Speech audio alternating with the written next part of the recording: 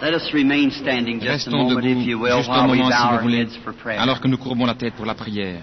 Dieu éternel et béni, nous te sommes reconnaissants pour ce que nos yeux ont vu et nos oreilles entendu.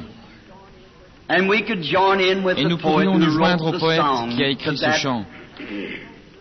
Et nous sommes si contents de savoir que la religion chrétienne n'est pas simplement un livre de règles, mais elle est une expérience d'un Dieu vivant et omniprésent. Nous laissons ces enfants entre tes mains, Seigneur. Et nous prions qu'ils grandissent dans la grâce et que leurs églises d'où ils viennent soient bénies et qu'il puisse y avoir un réveil dans le pays. Et ceux qui se sont levés bravement et t'ont accepté comme leur sauveur personnel, nous te demandons que tu leur accordes, Seigneur, tes riches bénédictions. Et ceux qui t'ont accepté comme leur guérisseur, puisses-tu les bénir et puisse leur témoignage, quand le médecin les aura laissés aller, puisse-t-il être merveilleux. Et qu'il fasse que les docteurs prient pour leurs patients et qu'ils réalisent que toi, ô Dieu, tu es le seul qui peut nous guérir. Et nous te demandons de rester avec nous ce soir, que ta miséricorde demeure sur nous. Nous réalisons que nous combattons un dur ennemi. Et nos armes ne sont pas charnelles, mais elles sont fortes, pour anéantir les forteresses de l'ennemi. Et aide-nous à unir nos cœurs ensemble ce soir, alors que nous regardons à toi maintenant pour avoir communion avec toi autour de ta parole écrite. Et ensuite, Seigneur, que les pécheurs trouvent leur place à l'autel de Dieu dans leur cœur et qu'ils se repentent et deviennent tes enfants. Et alors que les malades soient guéris et que la gloire puisse se trouver dans la ville parce que tu nous auras visités, nous le demandons au nom de ton Fils Jésus. Amen. Vous pouvez vous asseoir.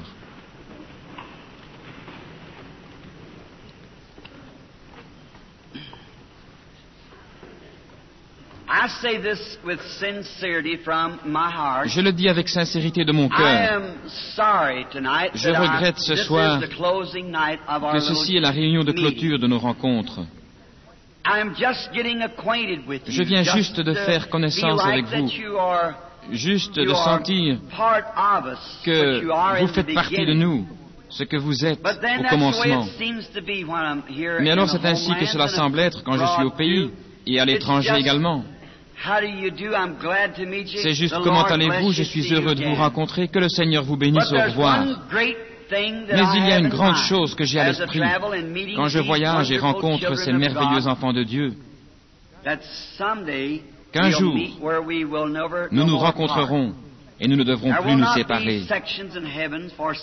Il n'y aura pas de section dans le ciel pour que certains enfants de Dieu vivent en un certain endroit et d'autres ailleurs. Je crois que tous ces enfants seront ensemble. Je m'attends à ce temps-là. Nous ne savons simplement pas ce que c'est, mais les Écritures nous enseignent que l'œil n'a pas vu, ni l'oreille entendu, et ce n'est pas entré dans le cœur de l'homme ce que Dieu a en réserve pour ceux qui l'aiment. Ainsi, par-dessus tout, aimez le Seigneur Jésus et honorez Dieu le Père. Et croyez ses serviteurs, les prédicateurs, vos pasteurs, et enseignez la parole en tout temps, en saison et en dehors de la saison, et priez que Dieu sauve les perdus et guérisse les malades. Souvenez-vous, la guérison divine n'est pas là seulement quand un évangéliste passe. Dieu est dans vos églises, dans votre peuple. Il est en vous. Il vous guérira si vous le croyez. Vous ne devez pas attendre qu'un certain évangéliste arrive. Dieu ne doit pas avoir les évangélistes, bien qu'il les utilise, mais c'est juste pour remuer. Les dons sont pour remuer. Le guérisseur est toujours là, Dieu. Ce soir est la réunion de clôture, et je pourrais annoncer que mon bon ami ici, frère Léo Mercier, qui vient d'une famille catholique du Canada français. Lui et M. Gould, je ne sais pas exactement quelle était la religion de M. Gould, Quand il y eut une réunion dans une certaine ville, ils étaient là et ils ont senti que ces visions... Je me demande si c'est arrivé dans ma maison. Ainsi, ils se sont constitués en petits agents du FBI et sont venus pour découvrir si c'était vrai ou pas. Vous devriez entendre leurs témoignages. Ils sont devenus mes amis. Ceci ici, c'est juste quelque chose de mineur. Ils sont avec moi maintenant comme mes collaborateurs officiels pour les livres et les bandes. Les bandes des réunions, si vous avez des enregistreurs et que vous appréciez les messages que Dieu nous a donnés, ils les ont sur bande. Et je crois qu'ils pourraient vous vendre la bande avec le message à un prix inférieur où vous pourriez acheter la bande. Car ils ont une manière spéciale. J'ai acheté une bande d'un certain évangéliste juste récemment et j'ai payé $9 pour cela. Ils vendent les leurs pour pas plus de $3,50 ou $3. Quoi? $3.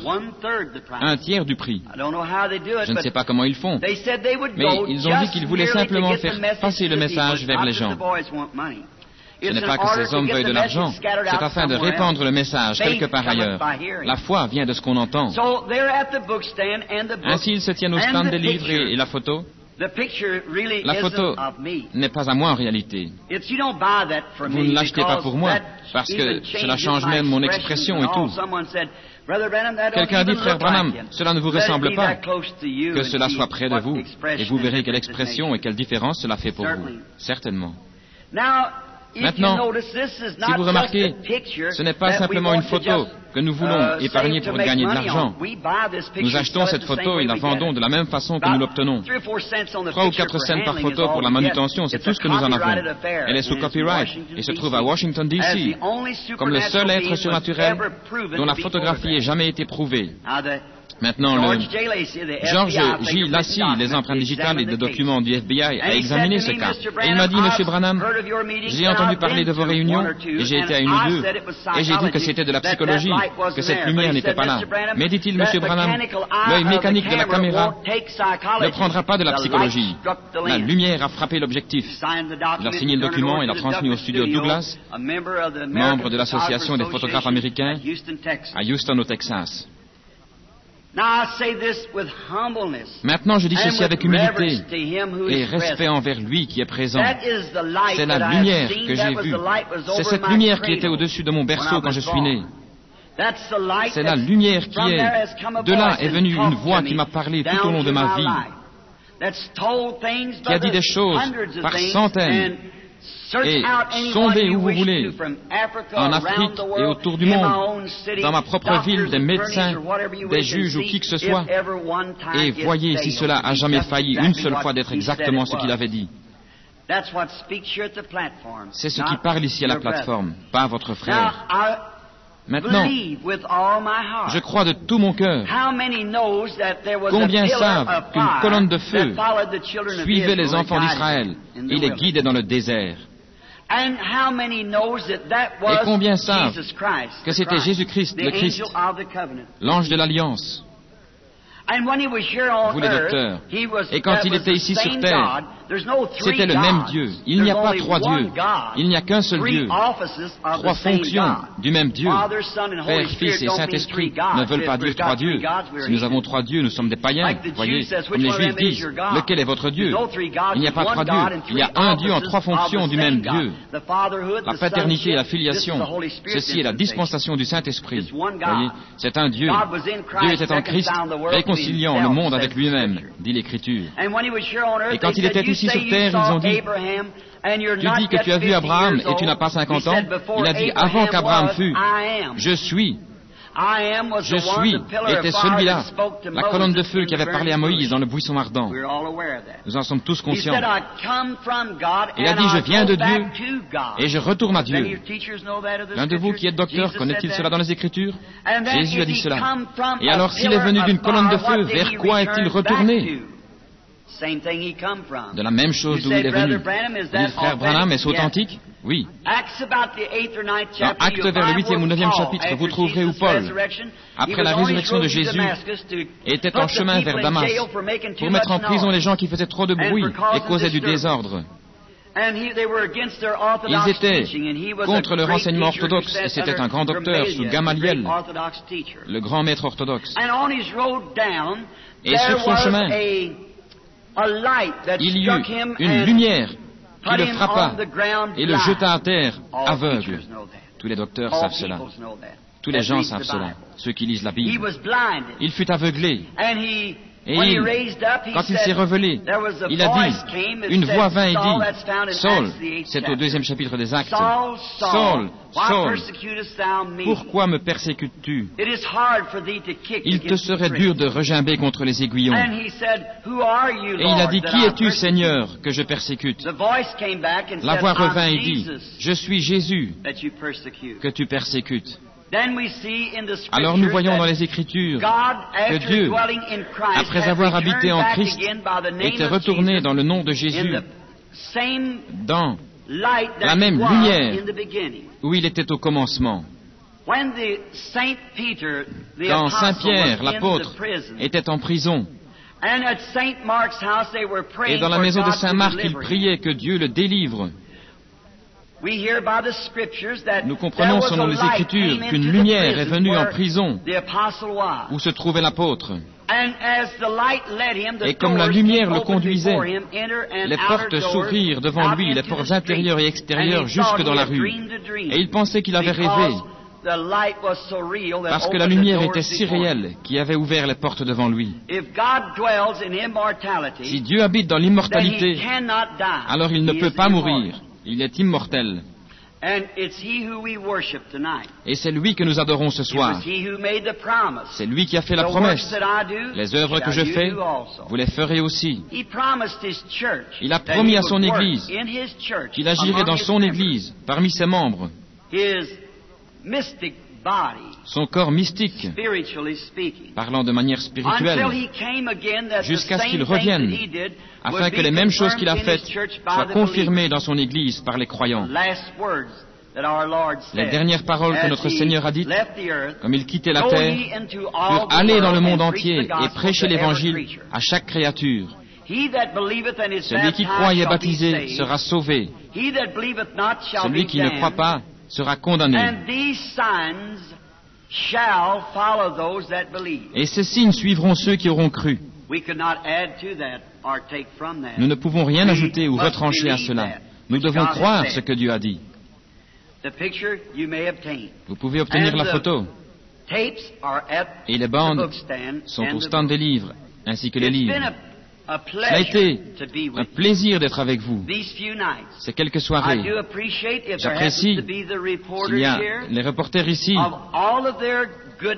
toute leur bonté et leur gentillesse pour essayer de faire avancer la cause. Ils ont été des gentlemen qui sont venus et ont fait un rapport honnête des réunions. Et j'apprécie cela. Et je suis sûr que les gens apprécient cela. Parfois les gens sont critiques. C'est parce qu'ils ne savent pas. S'ils ne savent pas mieux, alors nous avons pitié de telles personnes, parce qu'ils ne savent pas mieux. Et ce serait une chose horrible, mes amis, de penser, si vous étiez l'une de ces personnes qui ont critiqué Christ et qui ne croyaient pas. Si vous aviez suivi les réunions et remarqué ce qui arrive à des gens qui sont devenus fous, sont morts de cancer, ont été paralysés après les réunions. Ce n'est pas simplement ma parole, ce sont des faits authentiques, des documents signés et enregistrés. J'ai vu des gens dans la réunion être paralysés et devant être emmenés hors de la salle, qui étaient venus en se moquant, pour troubler. J'ai vu des gens qui ont perdu la raison, et 2 jours plus tard, on les trouvait dans la rue, des officiels de la ville de Phoenix, en Arizona, complètement fous. Ils sont morts ainsi, faisant appel à la miséricorde et demandant que quelqu'un vienne prier pour eux. On ne joue pas à l'église. Ce jour-là est terminé. Nous vivons dans l'église du Dieu vivant. Ainsi soyons respectueux et ayons de la révérence pour le Dieu que nous adorons. Maintenant, je désire remercier les gens qui nous ont fait avoir l'auditoire. Nous sommes reconnaissants pour ce privilège. Que le Seigneur vous bénisse. Et pour les policiers qui se sont tenus ici chaque soir et qui ont été très respectueux et gentils, j'apprécie. Et je suis sûr qu'une ville devrait apprécier des officiers de ce genre et les autorités. Et le programme de radio et de télévision, vous avez été si gentils. Et je suis sûr que cette petite ville sera bénie pour son effort. Bien que beaucoup parmi vous peuvent ne pas être d'accord avec moi dans la théologie, il y a beaucoup de catholiques, beaucoup de dénominations différentes. Je ne parle pas en mal d'aucune dénomination. J'essaie juste d'aider les gens à connaître Christ et d'aider ceux qui sont malades. Je ne viens pas pour de l'argent, je ne viens que pour vous aider. Et j'ai essayé de mon mieux. Et je suis reconnaissant pour les prières que vous avez faites. Que Dieu vous bénisse toujours. J'espère qu'un jour ce sera la volonté de Dieu que je vous revoie ici, où je pourrai rester plus longtemps et rencontrer vos prédicateurs et le clergé, et ainsi de suite. Je veux également remercier ces prédicateurs de nous avoir introduits, de nous avoir donné cette occasion. Et comme je l'ai dit à un journaliste cet après-midi, pour l'émission de ce soir, tout ce que nous essayons, c'est de nous aider les uns les autres. Vous savez, on entend souvent dire, dans les premiers jours, au jour de la Bible, quand un miracle se faisait, on ne disait rien à ce sujet, si ce n'est remercier le Seigneur, c'est tout. Aujourd'hui, cela doit être prouvé scientifiquement. Je me demande s'il n'y a pas quelque chose de faux aujourd'hui à ce sujet. Je pense comme dans des professions, comme le médecin. Si vous remarquez, bien souvent, le médecin ne sera pas d'accord avec le chirurgien. Vous ne devriez pas vous faire opérer, vous avez besoin de médicaments. Et le chirurgien dira, vous avez besoin d'une opération et non de médicaments. Et ils vont pratiquement, tous deux seront en désaccord avec les chiropracteurs et les ostéopathes. Et bien souvent, tous sont en désaccord avec le prédicateur. Quand vous voyez des choses comme celle-là, mes amis, à mon opinion, tout comme avec les gens d'église, c'est une motivation égoïste. Si nous nous intéressions les uns aux autres, le docteur, le chiropracteur, l'ostéopathe, qui font tous du bien, nous le savons. Mettons nos épaules et nos bras ensemble et allons de l'avant pour rendre la vie un peu meilleure aux gens avec qui nous vivons. S'il n'y a pas de motivation égoïste, je suis certain que c'est l'attitude que nous prendrions. Maintenant, je vais lire quelques passages des Écritures de la parole éternelle de Dieu. Et alors, brièvement, nous nous occuperons des malades, Dieu voulant. Maintenant, demain soir, nous devons commencer à... Quel est ce nom? Pittsfield, dans le Massachusetts. De là jusqu'à Boston, je crois, Everett. Et alors dans le Maine, de retour au Texas, de nouveau, et au-delà de la mer. Maintenant, je désire lire ce soir, dans Saint Luc, au 2e chapitre, le verset 25. Et voici, il y avait à Jérusalem un homme appelé Siméon. Cet homme était juste et pieux.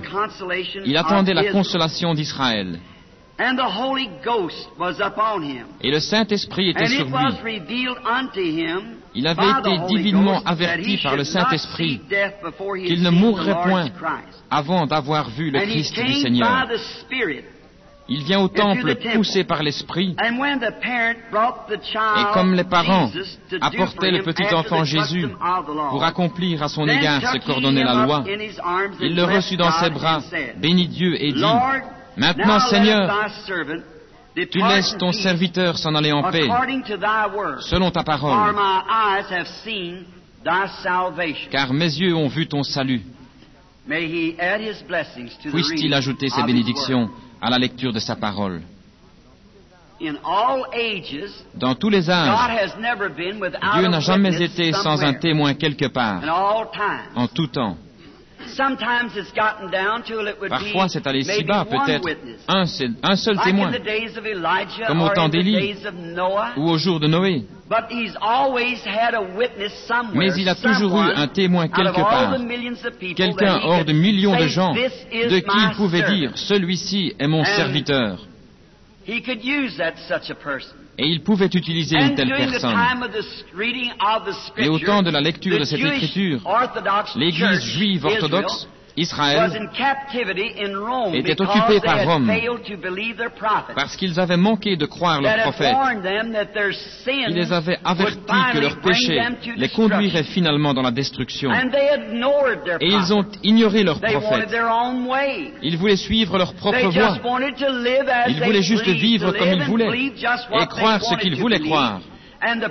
Et les prophètes les avaient avertis d'une pareille condition, et ils devaient recevoir la punition.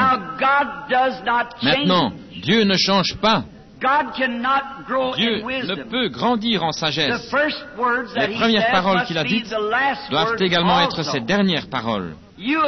Vous et moi, dans notre condition humaine, chaque génération devient un peu plus sage que la génération précédente, parce qu'il est enseigné dans la parole de Dieu que nous serions plus faibles et plus sages. Les hommes ne vivent plus aussi longtemps qu'ils vivaient jadis dans leur espace de vie. Tout d'abord, ce fut 120 ans, ensuite 70. 70 fut le temps alloué. Nous, dans notre génération, nous nous sommes approchés de cela. La vie moyenne est quelque part entre 35 ou 40 ans, selon les assurances. Je pense que c'est à peu près correct. Et dans cette vie, si nous avons l'occasion de choisir ce qui est juste et ce qui est faux, c'est la même chose que ce fut au Jardin d'Éden. Un homme et une femme ayant reçu le choix pour agir juste ou mal. Ils avaient deux arbres devant eux. Les Écritures nous enseignent que l'un était l'arbre de vie et l'autre arbre de la connaissance. Et la première fois où il mangea de cet arbre, il se sépara de son amitié avec Dieu. Et il devint un être mortel. Depuis lors, l'homme a désiré vivre de cet arbre de la connaissance. Et il a fait de grandes choses, mais la connaissance ne peut atteindre qu'un certain point. La connaissance est très bien, mais quand vous avez atteint la fin de votre connaissance, alors croyez à partir de là. Et quand ils laissèrent l'arbre de la foi, ils perdirent Dieu. L'homme ne peut connaître Dieu par la connaissance.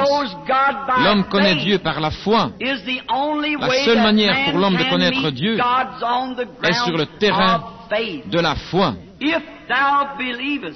Si tu crois, a dit le Seigneur Jésus.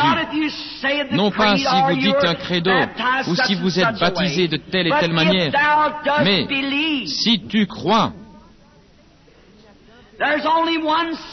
Il n'y a qu'un péché, et c'est le péché d'incrédulité. Chaque personne ici ce soir est possédée, soit par la foi, soit par l'incrédulité. Votre vie prouve ce que vous êtes, par la vie que vous vivez et les choses que vous faites. Vous ne pouvez attendre qu'une colombe mange avec un charognard. Un charognard est celui qui mange les vieilles charognes de la terre. Ils sont satisfaits de n'importe quoi. Mais la colombe n'a pas de bile. Elle ne peut digérer ces choses que le charognard, le vautour, mange. Ainsi, vous pouvez observer la vie d'un homme ou d'une femme et voir ce qu'ils font et la manière dont ils agissent et les désirs qu'ils ont et dire quelle est la nature de cette personne. Un chrétien ne peut pas tolérer les choses de ce monde. Jésus a dit, si un homme aime le monde ou les choses qui sont dans le monde, l'amour de Dieu n'est pas en lui. Cela a été solennellement dit par notre Seigneur, et nous devons le croire. Ainsi, si Dieu a dû amener la punition sur Sodome et Gomorrhe pour leurs péchés, il a dû prendre son peuple élu Israël et les punir pendant des années en captivité sous de cruels gardiens, parce qu'ils ne croyaient pas la parole du Seigneur venant par inspiration par leurs scribes et leurs prophètes, et qu'ils continuèrent à vivre comme le reste du monde. Si Dieu les a fait payer pour leurs péchés, nous n'échapperons pas. Nous devons payer pour notre péché, notre incrédulité. L'incrédulité est une chose misérable. C'est terrible. C'est la mort. L'ombre de la mort, c'est l'incrédulité. Et alors en Israël, en ce temps-là, il y avait beaucoup d'hommes de distinction. Et Siméon était l'un de ces hommes. Il était un homme qui avait été bien enseigné parmi le peuple. C'était un docteur et un maître en Israël. Et Dieu a choisi d'utiliser cet homme particulier. Et un jour, pendant qu'il était en prière, le Saint-Esprit vint à lui et dit, « Siméon, tu ne verras pas la mort jusqu'à ce que tu aies vu le Christ. » Pouvez-vous imaginer l'attitude des gens quand cet homme d'environ 80 ans, un vieux docteur sage, prêtre d'Israël, est sorti disant, « J'ai eu une vision. » Et le Saint-Esprit m'a dit que je ne verrai pas la mort, que je n'ai vu le Christ. S'il y avait un temps où ils ne s'attendaient pas au Christ, c'était en ce jour-là. Ils l'avaient attendu depuis le jour d'Éden. Depuis que la promesse avait été faite, la semence de la femme écrasera la tête du serpent. David, Samuel, et tous les prophètes avaient regardé et prophétisé et attendu le Messie. Et ici, un homme de 80 ans, au moment où on s'y attendait le moins, avait fait la déclaration, « J'ai vu l'ange du Seigneur. » Et il m'a dit que je ne mourrai pas avant d'avoir vu le Christ. Oh, je peux imaginer les autres prêtres dire, « Le vieux est au bout du rouleau. » Ou peut-être il a perdu la raison. Et dire aux autres prêtres, « N'écoutez pas ce gars-là. Parce qu'il est fou, laissez-le tranquille. » Ainsi il dira lui-même à tout le monde qu'il est fou. Nous savons que les anges n'apparaissent pas aux hommes de nos jours. Nous savons que ces choses n'arrivent pas. Cela n'est pas arrivé depuis le temps des prophètes et de Moïse. Mais le vieux prêtre savait ce dont il parlait. Cela lui avait été révélé par le Saint-Esprit. Et il tint ferme son témoignage. Et il n'avait pas honte de dire aux autres, « Je ne verrai pas la mort, que je ne vois le Christ. » Il avait raison, car cela lui avait été révélé par le Saint-Esprit. Maintenant, il n'y a pas deux Saint-Esprits. Il n'y a qu'un Saint-Esprit. Et si le Saint-Esprit est dans les églises, conduisant les gens, il les conduira de la même manière. Et alors vous connaîtrez si votre église a raison ou non. Cela sera comparable avec la conduite du Saint-Esprit au commencement, la manière dont il le fit en premier lieu. Maintenant, nous remarquons cet homme avec cette affirmation et tous les gens qui se moquaient de lui. Et il n'y a jamais eu d'âge. Sondez l'histoire. Sondez les Écritures. Il n'y a jamais eu d'âge où une personne que Dieu ait appelée et dont le monde se soit moqué. Voyez les Écritures. Considérez le Seigneur Jésus. Considérez les prophètes, considérez les saints, et trouvez s'il y a jamais eu une telle chose. Jamais, dans toute l'histoire du monde. Le monde a montré ce qu'il était quand ils ont dit, « Donnez-nous Barabbas, et non pas Jésus. » Et qui a dit cela? L'Église. Non. Non pas le monde extérieur. L'Église a dit cela. Nous ne voulons pas Jésus, nous préférons avoir un meurtrier. Cela sera exprimé de lui-même alors. Et il en est de même aujourd'hui. Mais le véritable croyant dit, je désire Jésus. Nous souhaitons l'avoir. Maintenant, nous découvrons que, situons la chose dans une petite histoire, étant donné qu'il y a des petits-enfants, et rendons les choses simples afin que les petits comprennent. Ils formeront la génération de demain s'il y en a une. Remarquons, nous dirions que Siméon, c'était un lundi matin. Le jour du sabbat avait été un grand jour. Et maintenant, c'est lundi matin. Et Siméon est dans son bureau, étudiant la parole de Dieu. Disons qu'il regardait dans le rouleau d'Ésaïe. Et il arrive au 9e chapitre et au verset 6. Et là, il est écrit ceci. Un enfant nous est né. Un fils nous est donné. Et le gouvernement sera sur ses épaules. Et son nom sera appelé Conseiller, Prince de la paix, Dieu puissant, Père éternel.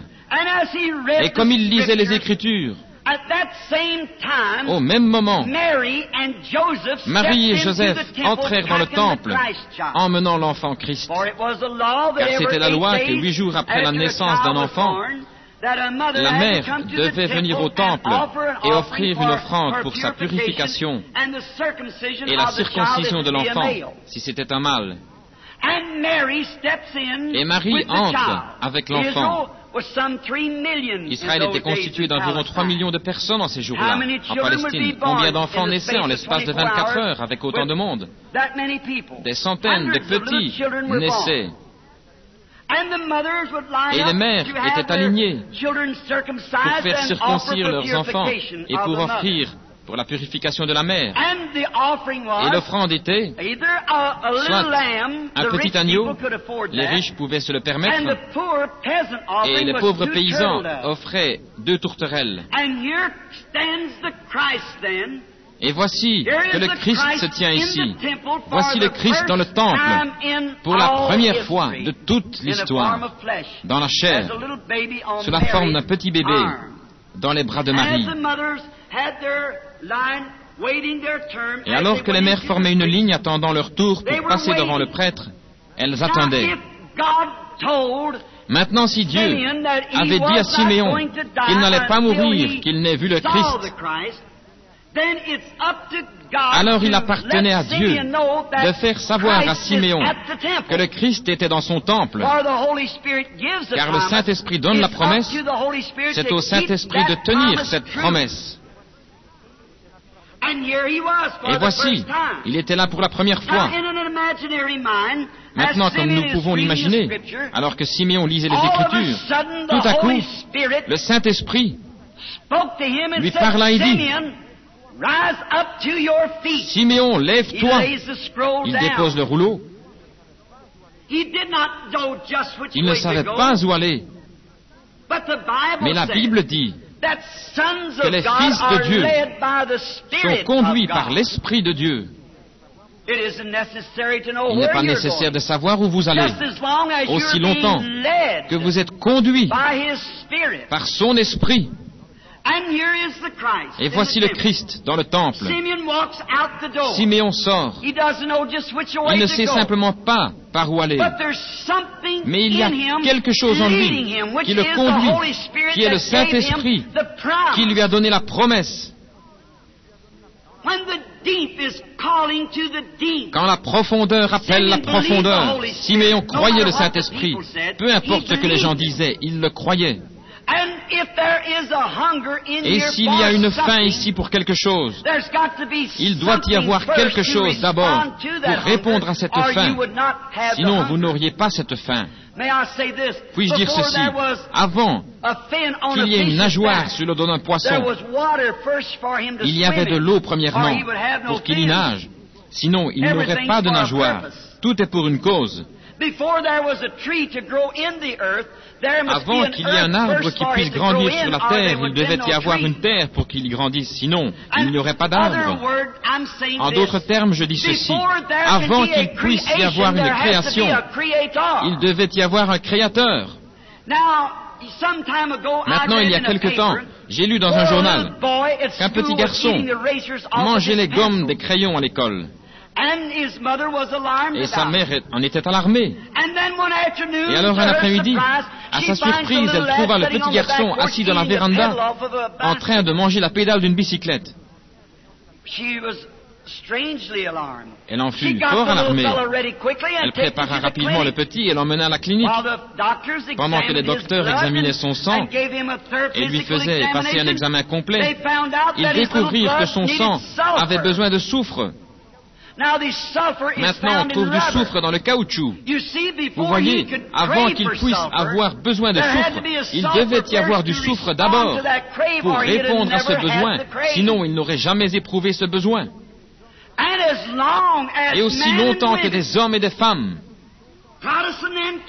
protestants et catholiques, juifs ou quels qu'ils soient, aussi longtemps qu'il y a quelque chose dans leur cœur qui réclame la guérison de Dieu, il doit y avoir un endroit quelque part où ils peuvent trouver cette guérison, où il doit y avoir un créateur pour pouvoir créer ce désir avant qu'il puisse y avoir un désir.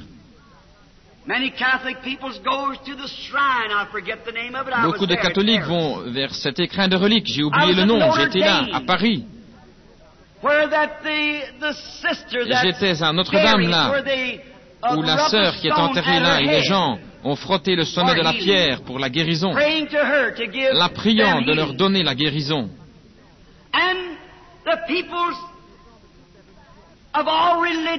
Et les gens de toutes les religions semblent avoir quelque chose en eux qui fait appel à quelqu'un qui les a créés pour qu'il les aide quand il y a des problèmes.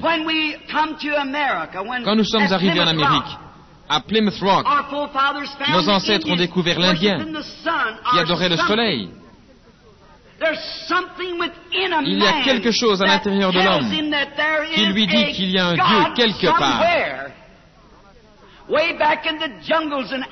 Dans la jungle lointaine en Afrique, chez les Hottentots, vous les trouvez avec des idoles maculées de sang, des bêtes à l'aspect hideux. Ils savent qu'il y a quelque chose quelque part. Et aussi longtemps qu'il y a quelque chose dans le cœur de l'homme qui fait appel à Dieu, il doit y avoir un Dieu pour répondre à cet appel. S'il y a une faim pour la guérison divine, la raison même pour laquelle vous êtes assis ici ce soir, peut-être les docteurs vous ont-ils abandonné. Si je n'avais jamais lu les Écritures, quelque chose me dirait qu'il y a une fontaine ouverte quelque part.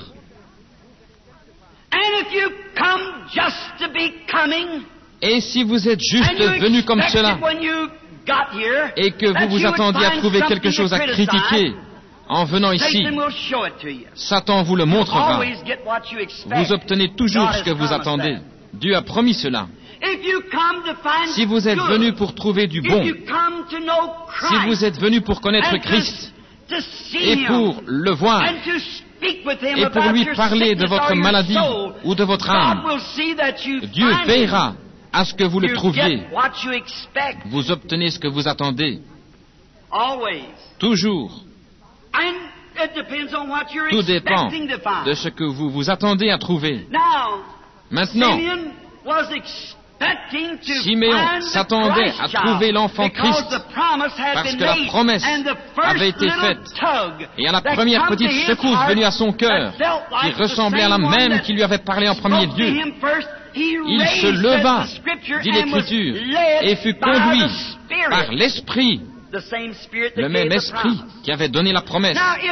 Maintenant, si le Saint-Esprit ne change pas, et il a donné la promesse de la guérison divine pour tous les âges dans sa parole, qu'est-ce qui vous a amené en cet endroit ce soir? Dieu est lié à sa parole.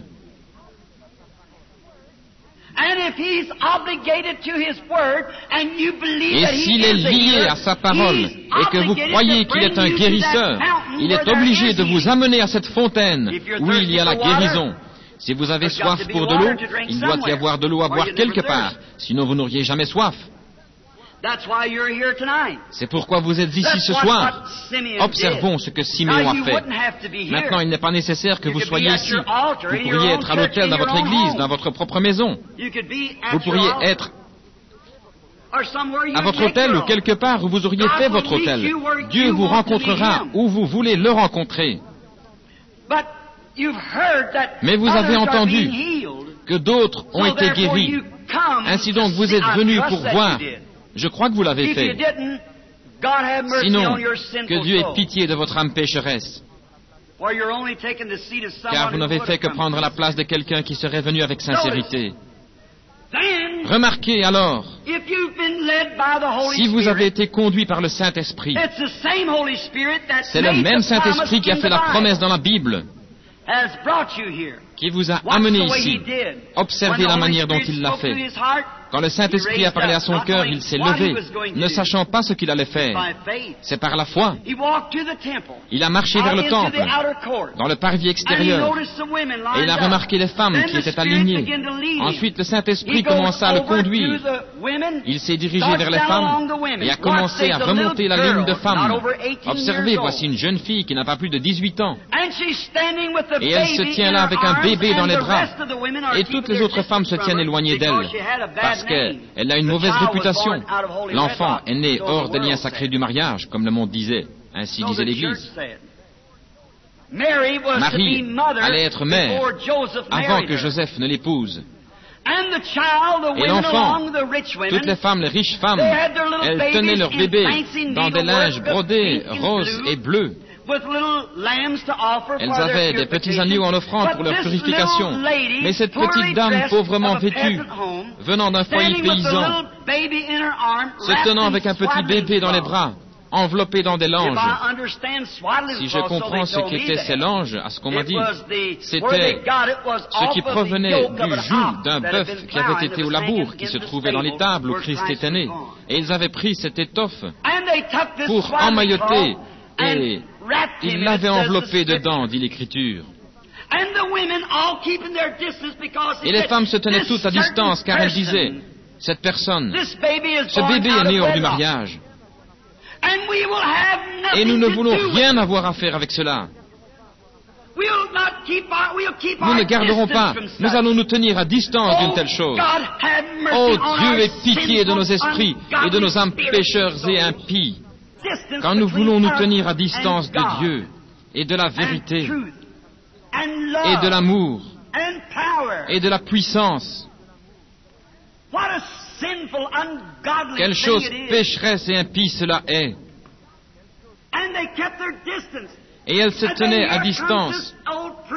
Et alors voici qu'arrive ce vieux prêtre qui avait été considéré comme fanatique parce qu'il disait qu'il avait vu un ange. Il lui avait dit qu'il ne mourrait pas, qu'il n'ait trouvé le Christ. Que pensez-vous que l'Église orthodoxe, se tenant là par dizaines de milliers, la plus grande Église du monde, tous leurs érudits et les prêtres et ainsi de suite, se tenant là, et voici ce vieux fanatique, comme il voulait l'appeler, qui sort, ne sachant pas où il allait, conduit par l'esprit, le long de cette ligne, et il arrive directement vers cette petite vierge et s'arrête. Il prend ce petit enfant en haillons, qu'il pensait illégitime. Il le prit dans les bras, les larmes coulant le long de ses joues, et dit, « Seigneur, laisse ton serviteur s'en aller en paix selon tes paroles, car mes yeux ont vu ton salut. » Croyez-vous que l'Église a cru cela? Non, monsieur. Tout d'abord, c'était un fanatique, un prêtre qui avait dit avoir vu un ange. La chose suivante, regardez ce qu'il en était. Les plus pauvres des pauvres. Et non, ils ne pouvaient pas croire cela. Et ils ne le croient pas aujourd'hui. Les humains ne changent pas et Dieu ne change pas. Dieu prend son homme, jamais son esprit. Le diable prend son homme, jamais son esprit. Et si vous deviez prendre la place de ces prêtres en enfer ce soir, il n'y aurait pas assez de prières dans toute l'éternité pour vous sauver. Vous seriez partis éternellement parce que vous aviez refusé. Vous dites, j'aurais voulu vivre en ce jour-là. vous auriez la même attitude. Maintenant remarquez, alors qu'il se tenait là, bénissant Dieu pour l'enfant et l'avoir laissé être considéré comme fanatique, et sans doute les gens moqueurs disaient, maintenant cela montre, regardez cette femme, la voilà avec ce bébé, hors des liens sacrés du mariage, et la voici qui entre, et voilà ce vieux fou que tous les prêtres nous ont dit ne pas écouter, et voici ce vieux fou qui vient. Maintenant je me demande ce qu'ils vont faire à ce sujet. Oh, mais Marie savait dans son cœur à qui cet enfant appartenait. Et de même, le vrai croyant ce soir, qui est né de l'Esprit de Dieu, vous vous souvenez, on peut peut-être vous appeler fanatique et tout ce que vous voulez, mais dans votre cœur,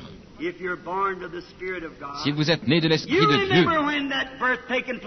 vous vous souvenez quand cette naissance a eu lieu, et vous connaissez ce sable sacré dans le lieu aride du désert.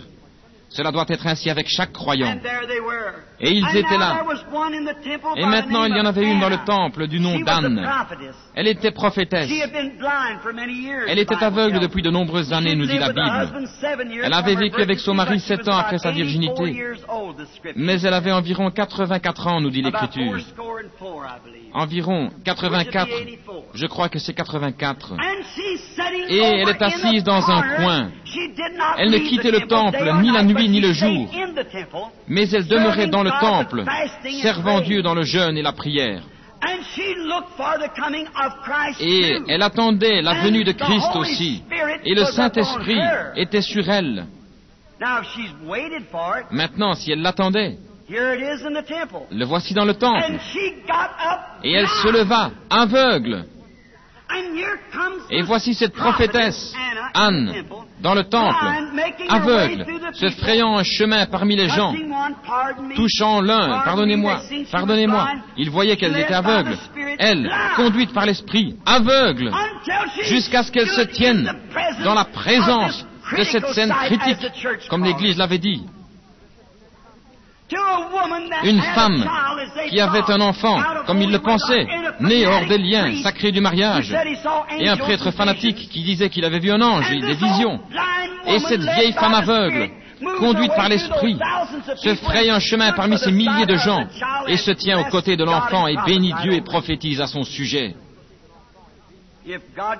Si Dieu peut conduire une femme aveugle, il est bien pire d'être spirituellement aveugle que d'être aveugle physiquement. Si je dois perdre l'une des deux vues, que ce soit ma vue physique, laissez-moi rester en contact avec Dieu spirituellement.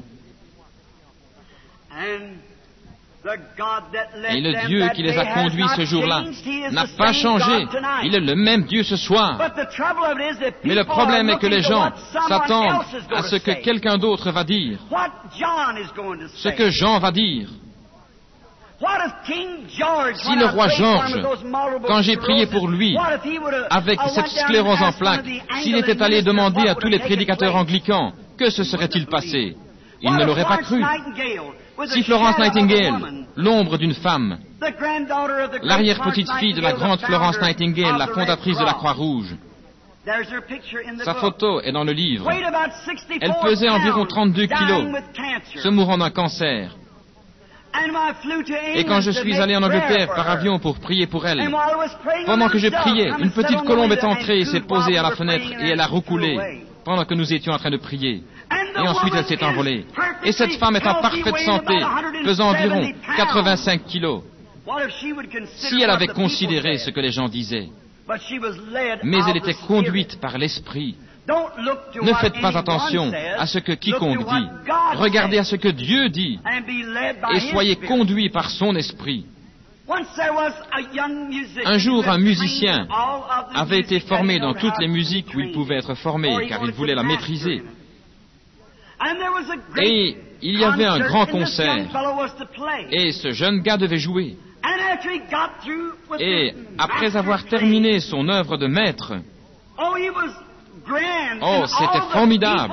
Et tous les gens commencèrent à se lever et à applaudir le jeune homme en frappant des mains et en criant et en sifflant. Mais ils remarquaient que le jeune homme ne prêtait pas attention à cela. Il gardait les yeux fixés vers le haut. Et plus ils essayaient d'attirer son attention par leurs cris et leurs applaudissements, lui, il regardait fixement vers le sommet des balcons. Et l'audience était étonnée de ne pas le voir accepter ou se courber à leurs applaudissements. Et ils se tournèrent pour voir. Et là-haut, au balcon, se trouvait le vieux maître. Il regardait vers le haut pour voir ce que le vieux maître allait dire. Et il ne prêtait aucune attention à ce que disaient les gens autour de lui.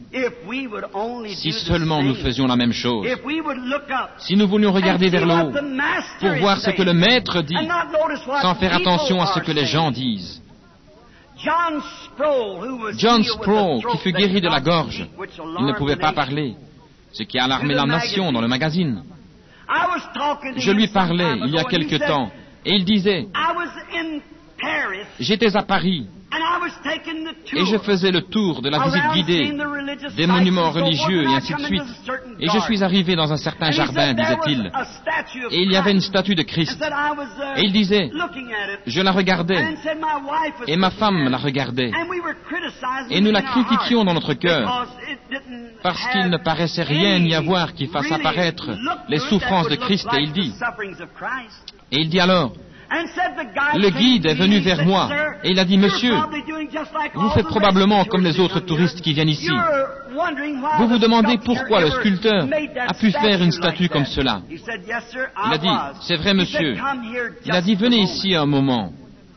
Il a dit, vous voyez, il y a un endroit pour s'agenouiller au bas de la statue. J'ai dit, oui, monsieur. Il a dit, c'est un autel. Il a dit, maintenant, venez ici et mettez-vous à genoux. Et il le fit. Il a dit, maintenant, regardez vers le haut. Et quand il regarda vers le haut, il dit que son cœur a pratiquement défailli en voyant les souffrances de Christ dans l'œuvre du sculpteur. Et il a dit, monsieur, vous voyez que le sculpteur avait dans l'esprit que Christ doit être vu à genoux et en regardant vers le haut. C'est ainsi qu'il l'a fait. Non pas pour se tenir à distance, sinon vous allez critiquer. Mais si vous vous abaissez et que vous regardiez vers le haut, alors vous verrez le but entier.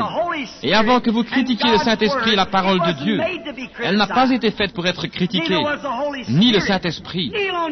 Agenouillez-vous et regardez-y vers le haut, et vous penserez différemment.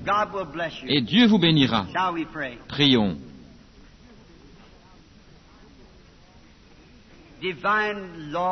Seigneur divin, qui a ramené le Seigneur Jésus, ton Fils, des morts, et qui nous l'a donné comme mémorial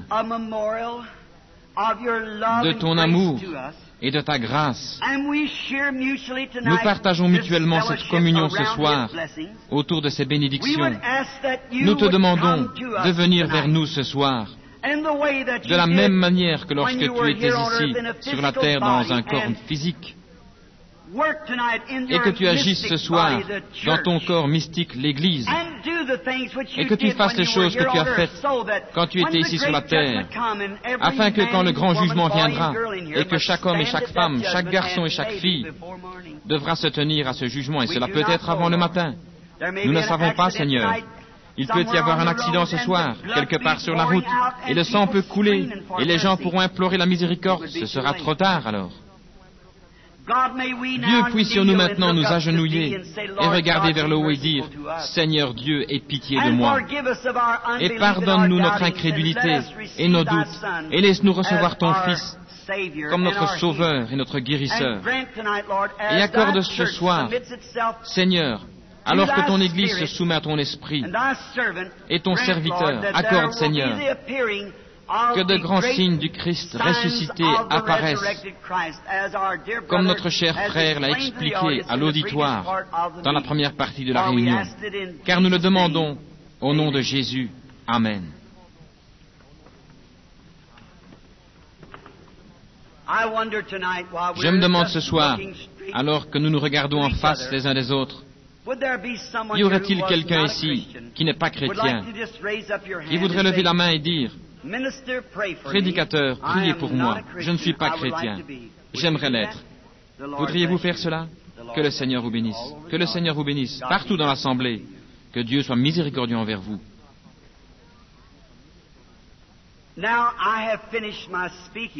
Maintenant, j'ai terminé de parler sur le sujet de l'expectative. Qu'avez-vous attendu ce soir? Les Écritures disent que Christ est ressuscité des morts.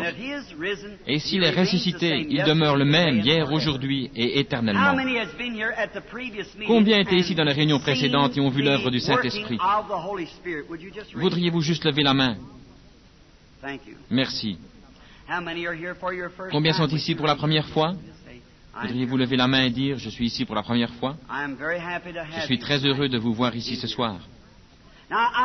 Maintenant, je dis ceci avant de commencer à prier pour les malades. Si jamais il y avait quelqu'un, une personne, qui soit critique, je dois dire ceci en conformité avec la loi. Je ne suis pas responsable de ce qui leur arrivera à partir de maintenant, voyez.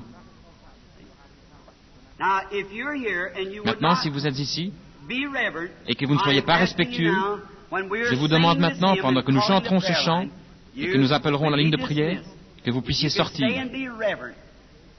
Si vous pouvez rester et que vous soyez respectueux et respectable, alors nous serons responsables de cela dans la suite de la réunion. Que le Seigneur vous bénisse. Maintenant, nous appelons les cartes de prière. Je pense que le premier soir, nous avons appelé les gens qui avaient les cartes. Ils les ont numérotées afin que tout le monde ne court pas sur la plateforme en même temps. Ce n'est pas une arène maintenant. C'est un lieu de rencontre de chrétiens qui sont appelés l'Église, son corps mystique qui se rassemble. Maintenant, je crois que le premier soir, nous avons pris la première partie. Mon fils a distribué 100 cartes ici. Et hier soir, nous avons simplement prié pour les gens qui n'avaient pas de cartes, juste dans l'auditoire. Je pense que c'est juste. Ainsi, ce soir, appelons la dernière partie des cartes, disons, je crois que c'est T, comme une croix. Tournez votre carte et disons, prenons-en le dernier groupe, disons de 85 à 100. Et s'ils peuvent se lever, qu'ils le fassent, sinon, nous les amènerons sur la plateforme. Et alors nous allons chanter maintenant, si le pianiste veut jouer doucement. Ma foi regarde à toi, toi agneau du calvaire, sauveur divin. Écoute ma prière, enlève tout mon péché. Laisse-moi dès ce jour être tout à toi. Je vais d'abord demander qui a la carte de prière 85. Voulez-vous lever la main? Cette dame, 86. Voulez-vous venir ici, madame, si vous pouvez marcher? 86, le monsieur. Ici, monsieur. 87. Oui, ici, monsieur. 88. Maintenant, si vous ne pouvez marcher, agitez la main comme ceci. Les huissiers iront vous chercher. 85, 86, 87, 88. Ces choses ne se font pas dans un coin. Hier soir, ici, combien sont témoins de m'avoir entendu dire que j'avais été en prière sur la montagne pratiquement toute la journée, car l'ennemi m'avait tendu un piège. Mais Dieu va s'occuper de cet ennemi. Vous voyez, cela a été prédit avant que cela n'arrive. Ainsi, vous savez que c'était la vérité. Je suppose, madame, que vous et moi, nous sommes étrangers l'un à l'autre. Maintenant, voici une scène sous nos yeux, comme dans les Écritures, Saint Jean 4. Cette dame, je ne l'ai jamais vue. Quelqu'un lui a donné une carte de prière avec un numéro. Son numéro a juste été appelé au hasard. Et la voici. Et tous deux, devant le Dieu des cieux, nous ne nous sommes jamais rencontrés autant que je sache. Je ne connais pas cette dame, elle ne me connaît pas. Et alors, c'est ainsi que c'était dans Saint Jean, au 4e chapitre de l'Évangile. Un homme et une femme s'étaient rencontrés là pour la première fois. Et Jésus a dit à cette femme quel était son problème. Et elle a cru qu'il était le Messie. Il a dit aux autres gens, n'est-ce pas le signe du Messie? S'il demeure le même ce soir qu'il était alors cela continuera d'être le signe du Messie. Et il a promis qu'il le ferait juste avant la destruction du monde. Nous vivons à cette heure. Nous sommes marqués.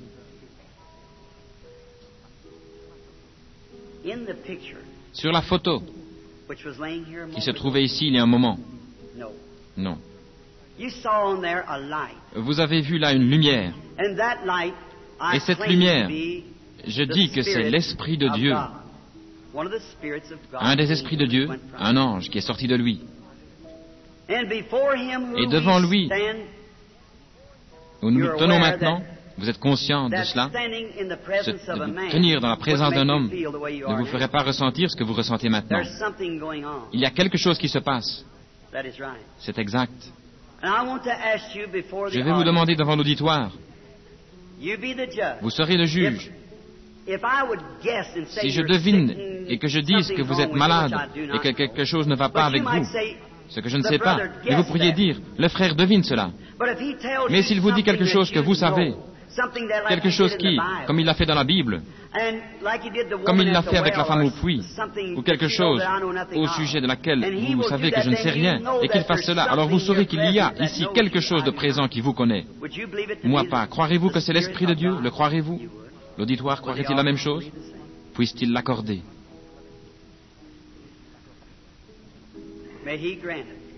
Puisse-t-il l'accorder? Maintenant, si l'auditoire peut encore entendre ma voix, cette dame souffre d'un problème de nervosité extrême. C'est exact. Si c'est vrai, levez la main. Croyez-vous que c'est l'Esprit de Dieu qui a dit cela? Croyez-vous que j'ai juste deviné cela? Si vous l'avez fait juste afin que vous connaissiez la différence, laissez le Saint-Esprit parler maintenant. Si Dieu est Dieu, il demeure Dieu. Je ne sais pas ce qui vous a été dit, madame. Ce n'est pas moi qui ai parlé, c'était ma voix, mais je ne l'utilisais pas. Tout comme ceci, c'est muet à moins que quelqu'un ne parle dedans. Je serai muet en ce jour-ci, car je ne vous connais pas. Mais il nous dira peut-être quelque chose d'autre. Mais quoi qu'il ait dit, c'était la vérité. Je vous parle comme un homme et une femme, tout comme notre Seigneur a parlé à la femme au puits, simplement pour voir ce que le Père va dire, car il a dit « Je ne fais rien, si ce n'est que le Père me montre ». Oui, je vois la dame dans sa maison. Elle est très nerveuse, dérangée au sujet de quelque chose. Elle laisse souvent tomber des objets. Ce qui a causé ceci, c'est le temps de la vie où elle se trouve. Le temps de la ménopause. Autre chose, je vois qu'elle a le diabète. C'est vrai.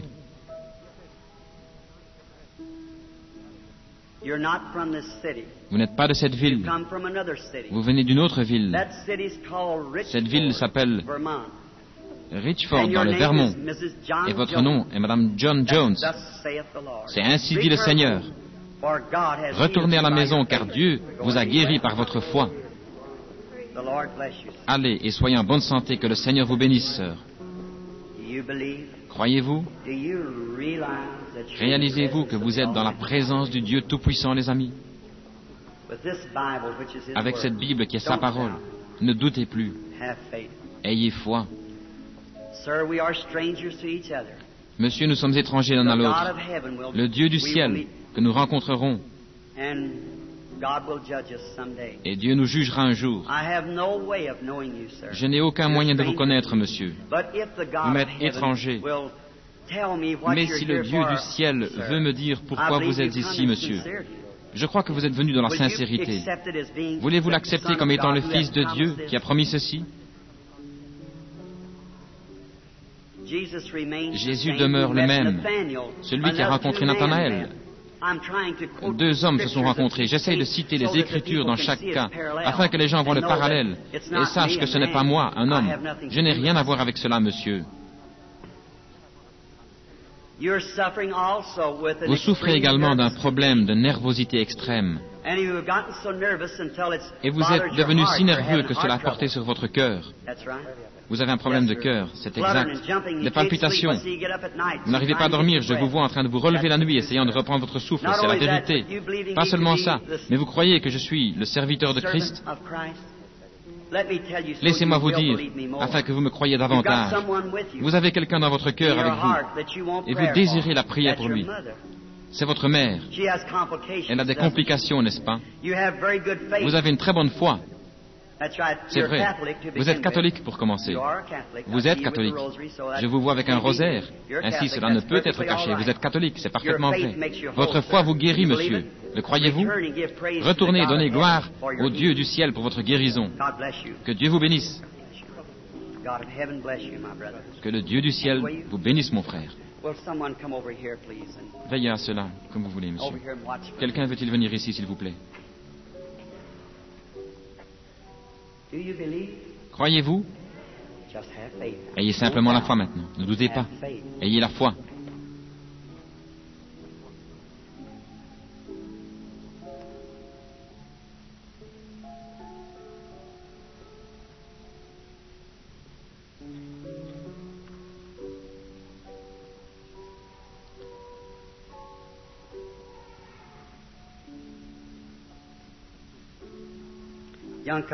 Jeune couple, arrêtez cela.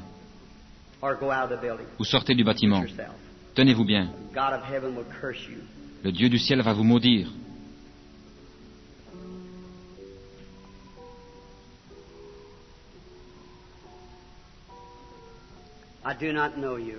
Je ne vous connais pas. Un jour, nous nous tiendrons au jugement.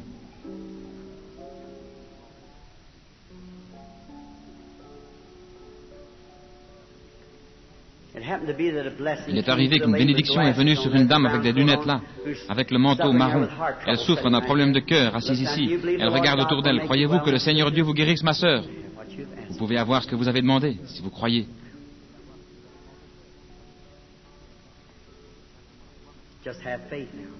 Ayez simplement la foi maintenant. Priez, croyez.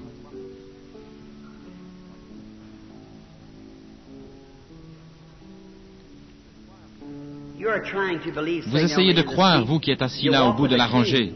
Vous marchez avec une canne. C'est parce qu'une partie de votre pied a été enlevée. C'est vrai. Je ne vous connais pas. Je ne vous ai jamais vu, mais c'est la vérité. Levez la main si c'est vrai. Si vous croyez Dieu de tout votre cœur, vous pourrez sortir sans votre canne. Qu'a-t-elle touché, elle qui est assise là? Qu'est-il arrivé? Qu'est-ce qui a réprimandé un jeune couple et béni une dame âgée? Maintenant, jeune homme, allez-vous faire attention à ce que je dis? Jeune dame, vous interférez avec le Saint-Esprit. Je vous avertis avant que cela n'arrive. Soit vous vous comportez bien, sinon l'huissier viendra vous faire sortir, ou la police là derrière. Maintenant, vous êtes dans une réunion religieuse, et cela peut vous coûter 2 ans pour des troubles. Comportez-vous bien. Non, pas en ce moment, messieurs les officiers.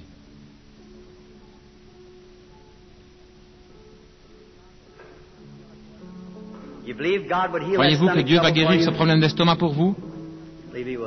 Croyez-vous qu'il va le faire? Que pensez-vous du fils? Pensez-vous qu'il va sortir de cette paralysie? Il est à l'hôpital. C'est vrai, monsieur. Votre femme est avec vous et vous priez pour elle. Si Dieu me dit ce qui ne va pas avec votre femme, accepterez-vous? Elle a des problèmes avec la tête et de l'hypertension. C'est vrai, monsieur. Est-ce que tout est vrai? Maintenant, allez trouver tout comme vous le croyez et que Dieu vous bénisse. Vous n'êtes pas ici pour vous-même. Vous êtes ici pour un ami. Un ami qui a la sclérose en plaques. C'est vrai. Je ne puis la guérir. Mais croyez-vous que Dieu va la guérir? Alors croyez de tout votre cœur. Vous pouvez recevoir ce que vous avez demandé. Comment allez-vous?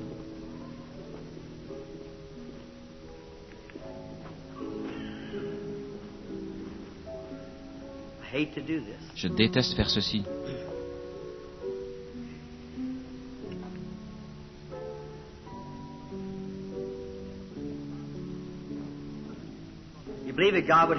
Croyez-vous que Dieu va guérir votre oreille et qu'il va vous rétablir?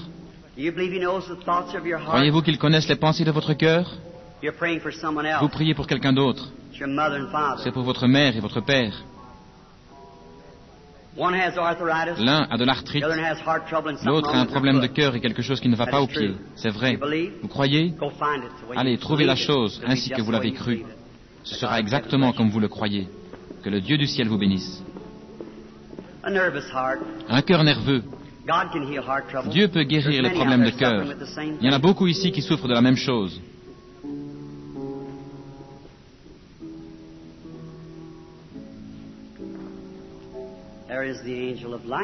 Voici l'ange de lumière, l'Esprit de Dieu.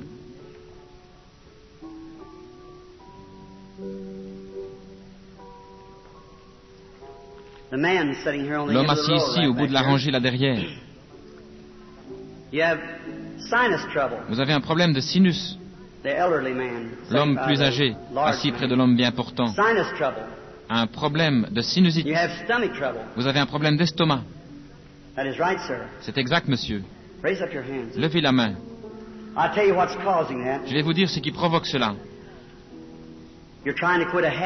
Vous essayez d'abandonner une mauvaise habitude. Le tabac est quelque chose de mauvais pour les sinus. C'est quelque chose de mauvais pour l'estomac. Vous acceptez que Dieu vous l'enlève, n'est-ce pas? Et vous croyez qu'il va vous guérir? Que le Seigneur Dieu vous bénisse alors. Allez et recevez-le comme vous l'avez cru. Ayez foi.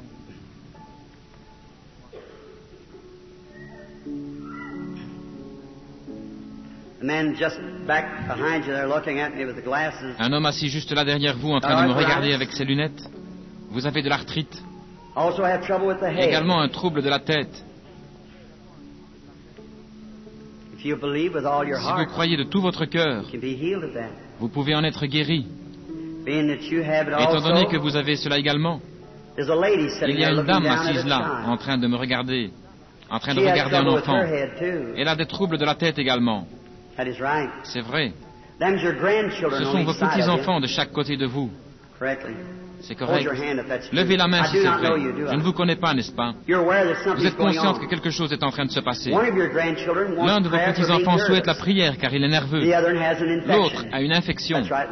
C'est exact. Levez la main. Tous les deux sont guéris. Vous tous qui avez un problème de cœur, levez-vous juste un moment. Toutes les personnes avec un problème de cœur, il y en a trop pour les appeler. On ne peut simplement pas les saisir. Tenez-vous juste ici un moment, sœur. Venez, notre sœur souffre d'un problème d'estomac provoqué par la nervosité. Tous ceux qui ont des problèmes nerveux ou des problèmes d'estomac, levez-vous une minute et restez debout. Tenez-vous ici. Vous aviez un problème d'estomac aussi. Ainsi, tenez-vous ici, juste de la même manière. Croyez-vous? Peu importe ce qui n'aille pas avec vous. Votre problème est dans votre dos. Très bien. Tenez-vous ici, tous ceux qui ont des problèmes de dos, levez-vous juste une minute. Ce sont les reins et ainsi de suite. Dieu ne peut-il pas vous guérir là? Voyez, il y en a trop, je ne peux tout simplement pas les appeler. Ils sont hors de ma portée. Vous croyez? C'est la raison pour laquelle vous vous êtes levé. Vous croyez? Maintenant, la raison pour laquelle je vous ai dit hier soir, avant que cela n'arrive.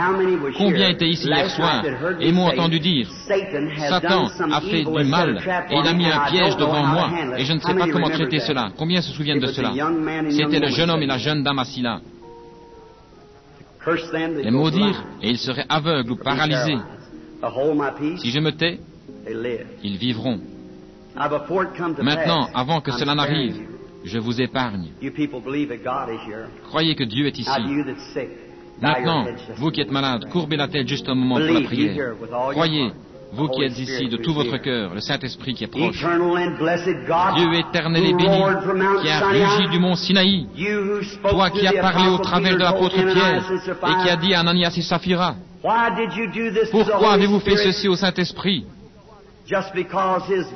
Rien que parce qu'il a parlé, l'un est tombé mort et l'autre fut emporté un peu plus tard. Tu es toujours Dieu, mais tu es plein de miséricorde. Et ceci fut prédit aux gens avant que cela n'arrive, afin qu'ils sachent que ton serviteur dit la vérité.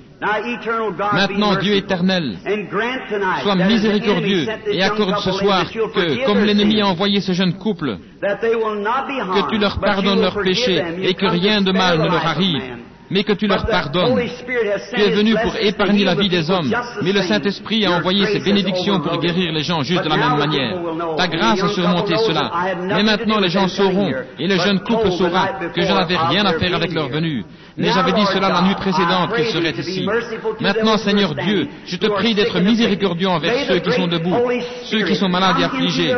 Puisse le grand Saint-Esprit venir dans leur cœur juste maintenant, dans leur corps, et qu'ils sachent que le Dieu qui a vécu dans l'Ancien Testament est vivant ce soir.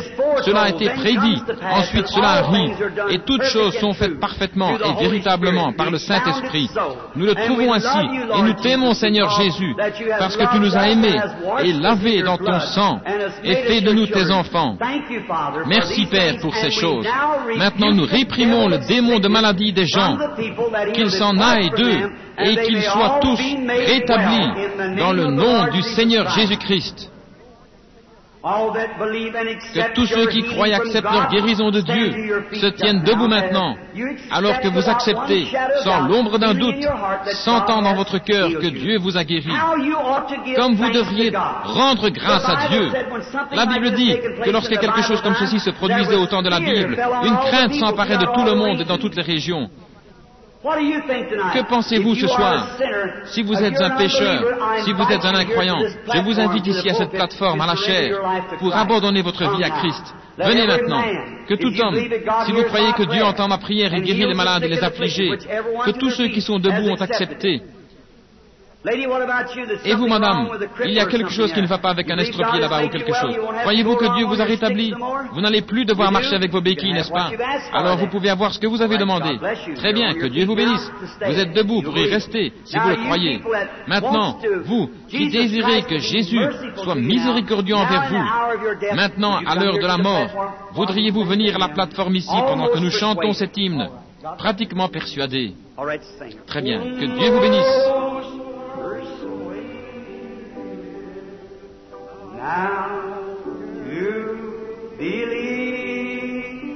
Pratiquement persuadé de croire maintenant.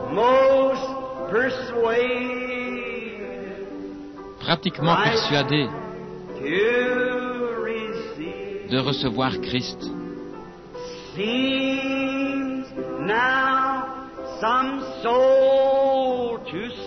Il semble qu'une âme dise maintenant: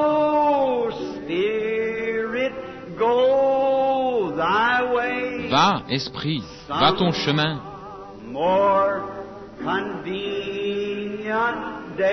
Un jour plus propice.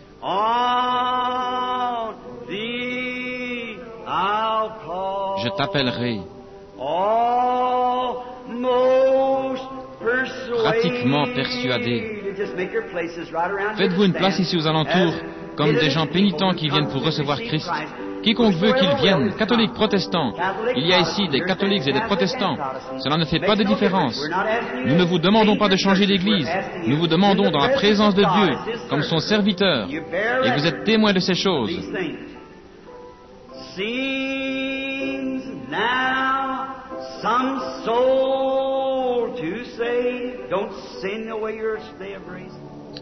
Ne laissez pas aller votre jour de grâce en chantant. Va ton chemin, un jour plus propice, je t'appellerai.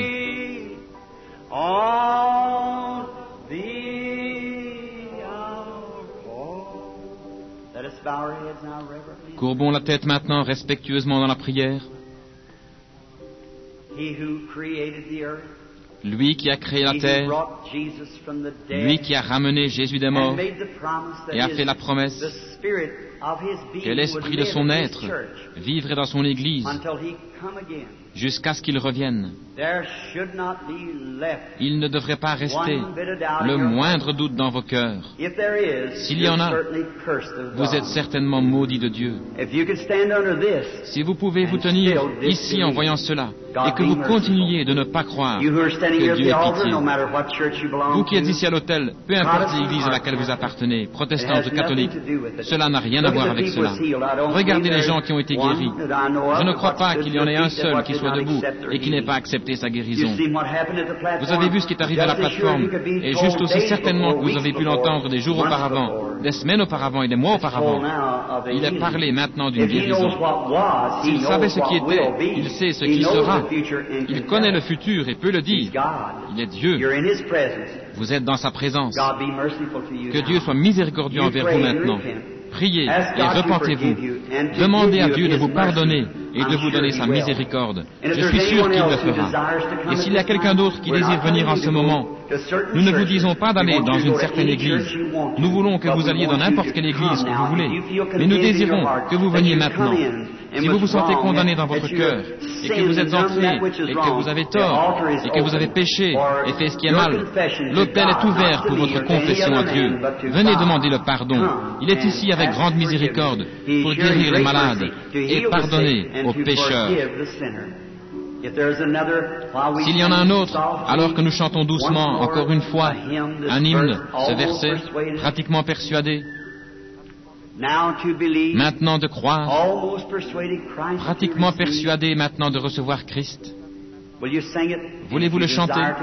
Et si vous désirez venir, priez et demandez simplement au Saint-Esprit.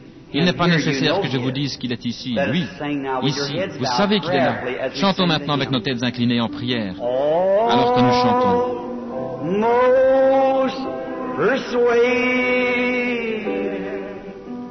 Pratiquement persuadé.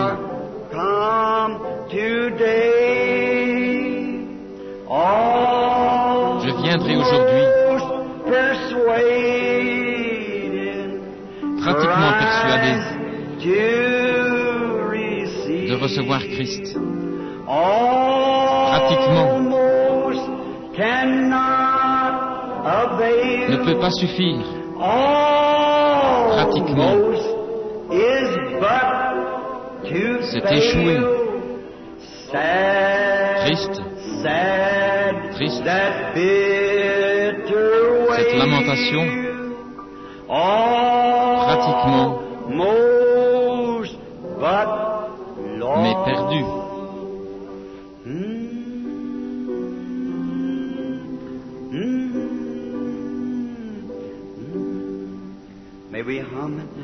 Fredonnons-le maintenant. Ô Seigneur Dieu, nous nous tenons dans la crainte. Même moi-même, je me demande, je suis étonné de ta grâce. Comme tu es bon et comme tu es saint, comme la longanimité et la tendre miséricorde peuvent durer. Cela est étonnant pour moi. Comme un poète a dit, grâce étonnante. Nous t'aimons, cher Dieu. Pardonne-nous nos offenses, comme nous pardonnons à ceux qui nous ont offensés, afin que nos péchés soient effacés. Prends notre iniquité et enterre-la dans la mer de l'oubli de ton sang.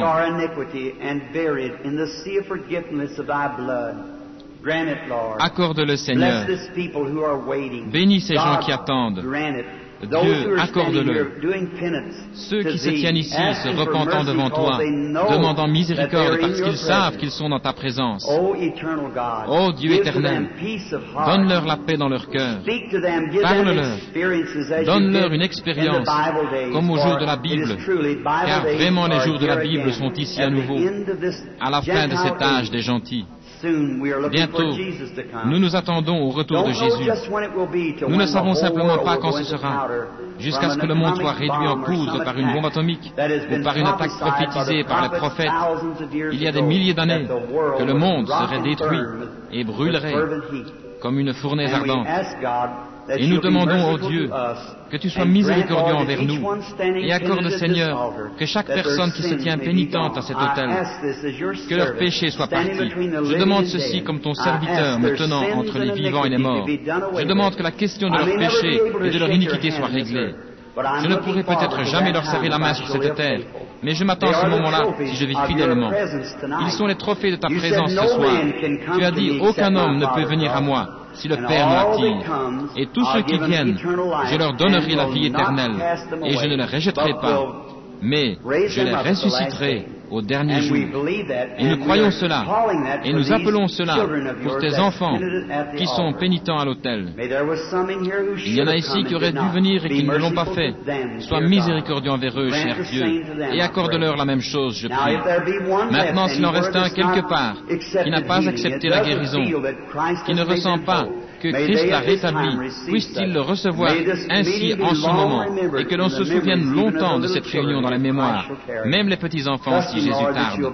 Nous croyons, Seigneur, que tu vas bénir ces gens pour leurs efforts et pour tout ce qu'ils ont fait. Nous te les remettons dans le nom de ton Fils, le Seigneur Jésus.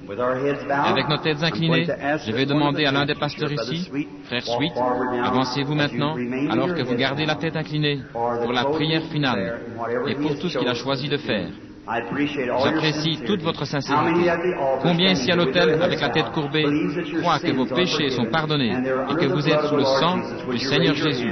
Voudriez-vous lever la main vers lui et dire, Seigneur, je crois ceci. Que le Seigneur vous bénisse. Chacun de vous, ici à l'autel. Il ne faillit jamais. Il répond toujours à la prière. Je vous suis tellement reconnaissant. Que Dieu vous bénisse maintenant, alors que nous courbons la tête et que nous remettons la réunion à Monsieur Sweet.